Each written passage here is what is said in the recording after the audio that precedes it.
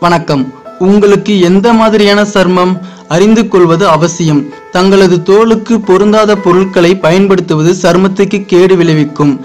சருமத்தின் தன்மையை அறிந்து கொள்ள சில எளிய வழிகள் உள்ளன. எண்ணெய் பசை தன்மை கொண்ட சருமம் உடையவர்கள் தோல் மதிய வேளைகளில் பிசுபிசுவாக இருக்கும். இத்தகைய சருமத்தை கொண்டவர்கள் சருமத்தின் மேல் அதிக அக்கறையை எடுத்துக்கொள்ள வேண்டும்.